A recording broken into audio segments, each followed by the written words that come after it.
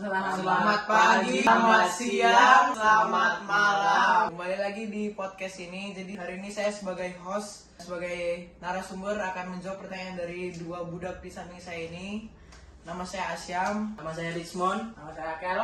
Jadi topik yang akan kita bahas adalah tentang apa sih yang mempengaruhi atau faktor-faktor yang mempengaruhi pertumbuhan anak dan kesehatan anak atau remaja. Karena kita sedang krisis di Indonesia ini, kasusnya stunting. Oke. Ini Asyam, jadi ada 5 pertanyaan Asyam. Yang pertama, apa saja tanda-tanda umum anak mengalami kekurangan gizi? Biasanya tanda-tandanya dimulai dari lemas, tidak produktif, dalam arti mereka tuh cenderung suka malas-malasan lah di kamar gitu. Terus mereka kalau kurang gizi tuh rata-rata pertumbuhannya kan terhambat atau enggak tidak maksimal. Jadi mereka bisa jadi pendek, terus imunnya tuh lebih lemah gitu. Ya jadi itu sih. Nah, ini kita mempunyai pertanyaan kedua. Bagaimana cara menjaga daya tahan tubuh anak agar tidak mudah sakit? Tuh.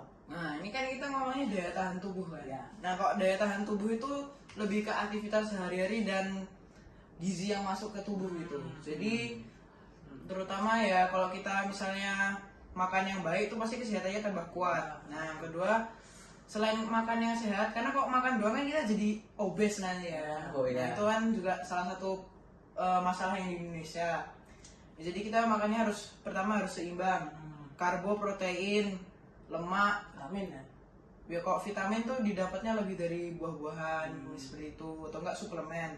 Karena di Indonesia ini kebanyakan buah itu menggunakan pestisida yang berlebih. Jadi kita kurang bisa mempercayai. Ya, jadi itu dan aktivitas sehari-hari gitu seperti olahraga, ya olahraga intinya olahraga. Berarti pola hidup ya dok ya. Iya pola hidup. Jadi kalau olahraganya tuh kalau mancing gitu kan beda enggak. Jadi olahraganya tuh yang menggerakkan tubuh gitu. Oh, ya. ya. Jogging gitu ya. Jogging, lari, sepedaan, sepak bola yang memengaruhi tubuh aja sih sebenarnya. Selanjutnya, bagaimana pengaruh pola tidur terhadap kesehatan fisik dan mental anak?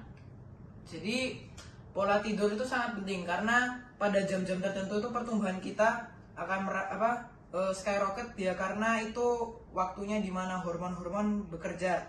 Biasanya hormon-hormon bekerja itu dari jam 11 sampai pagi itu udah mulai gitu. Jadi bangun tidur tuh udah fresh gitu. Jadi tidurnya tuh jangan terlalu lambat gitu. Kalau begadang tuh nanti tidak semaksimal yang diharapkan lah istilahnya. Jadi ya gitu aja sih. Kayak pola tidur tuh mengaruhi hormon dan pertumbuhan. Kalau pada usia anak sih yaitu mengelola stres mental gitu. Jadi mereka bisa lebih aktif pada hari selanjutnya, lebih ya semangat bergiat dan ya berkegiatan. Oh iya. Nah, ini pertanyaan terakhir dok. Apa langkah yang bisa diambil orang tua jika anak mengalami penyakit obesitas?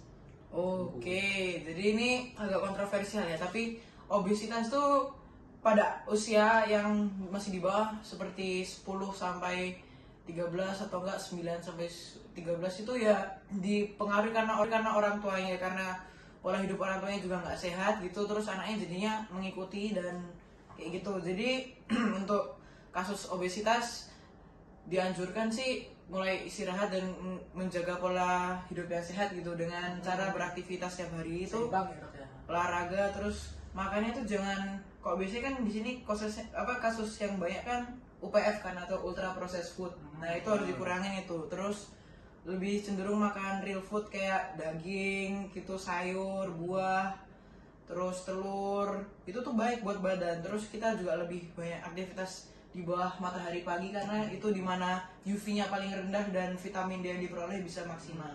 Sekian dari video podcast kami.